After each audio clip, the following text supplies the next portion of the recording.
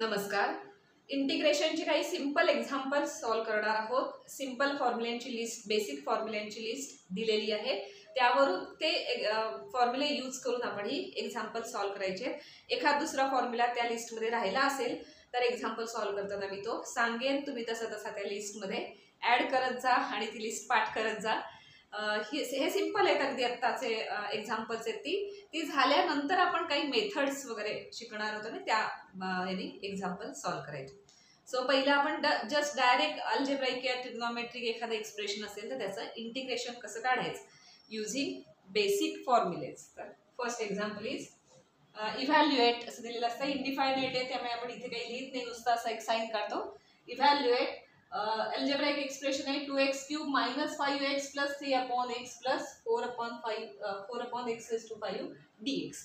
हे इव्हॅल्युएट करायचं, इंटिग्रेशन काढायचं. अगदी सिंपल आहे कारण प्लस अँड मायनस आहे. प्रत्येक फंक्शनच्या दोन फंक्शनच्या बिटवीन काय प्लस अँड मायनस असल्यामुळे आपण ते डायरेक्टली सेपरेट करू शकतो. त्यामुळे आपल्याला इथे डायरेक्ट फॉर्म्युले अप्लाय करता येतील.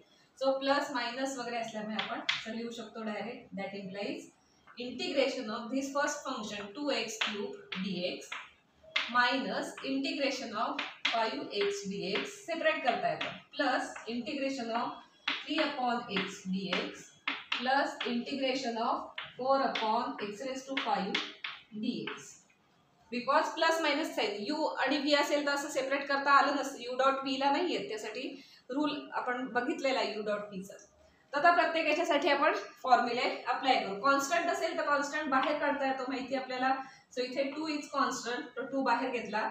So integration of x³ dx, x³ साठी आपण फॉर्म्युला यूज करायचा -5 into integration of x dx. अगदी फर्स्ट एक्झाम्पल आहे म्हणून आपण थोडं डिटेलमध्ये घेतोय. एकदा तुम्ही खूप एक्झाम्पल्स सॉल्व केलीत इंटिग्रेशनची की तुम्ही ओरली पटकन सांगू शकता हे फंक्शन आहे, हे इंटिग्रेशन असेल, हा फॉर्म्युला अप्लाय करायचा. सो +3 इंटिग्रेशनच्या बाहेर 1/x dx प्लस 4. आता 1/x raised to 5. आता x raised to n चा फॉर्म्युला माहिती आहे पण ते न्यूमरेटर मध्ये लागतं. सो x raised to 5 जर न्यूमरेटर मध्ये न्यायचे असतील तर ते कसे होतात? x raised to -5 न्यूमरेटर मध्ये लिहू शकतो आपण त्याला. सो x raised to -5 लिहूया बिकॉज x raised to -5 साठी आपल्याकडे फॉर्म्युला आहे कुठला? x raised to n चा. म्हटलं तसं इथे सगळीकडे चेन रूल लागतो कारण नुसतं x raised to n किंवा नुसतं sin x असं येत नाही, काहीतरी डिफरंट फंक्शन त्याला आलेलं असतं.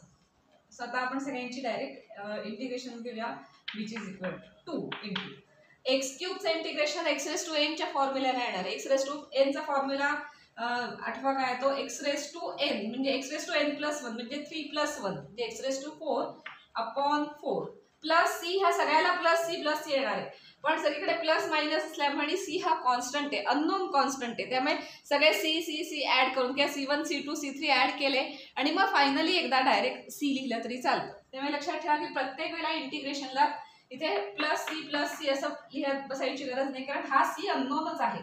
त्यामुळे त्याला कुठलंही नोटेशन घेतलं तरी चालणार आहे. सो सगळे c एकत्र केले आणि असं म्हणूया की लास्ट c लिहाय पण +c शेवटी लिहायचं आहे पण सगळं एक्सप्रेशन झाल्यानंतर शेवटी +c लिहिलं तरी एकत्र असं चालेल.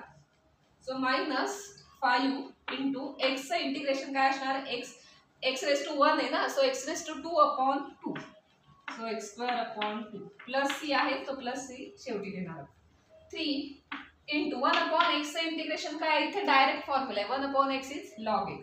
So 3 log x plus 4 into x raised to 5 चं इंटिग्रेशन काय येणार? x raised to -5 + 1/-5 + 1 असं होणार ना. x raised to n + 1/n + 1. So x raised to -5 + 1 means -4. So x raised to -4/(-4) आणि आता सगळ्याला +c. फायनल सगळ्याला +c लिहायचं. सो काय काय येते बघूया. ते 2 जाणार इथे तसेच राहतील, इथे 4 आणि 4 जाईल -1 राहील फक्त. So that implies last answer काय आला इथे x raised to 4/2 - 5/2x². काही कॅन्सल वगैरे होते का बघा, होत असेल तर करून घ्या. log x शेवटी लिहिलं आणि हे आधी लिहिलं तरी चालेल का तसंच ठेवलं तरी चालेल. 3 log x आणि हे मायनस साईन असे मायनस साईन इथे येणार -x raised to -4 आणि सगळ्याला common +c. So this is your final answer. अगदी सिंपल होतं, सेपरेट केलं प्लस अँड मायनस असल्यामुळे आणि डायरेक्ट फॉर्म्युले अप्लाय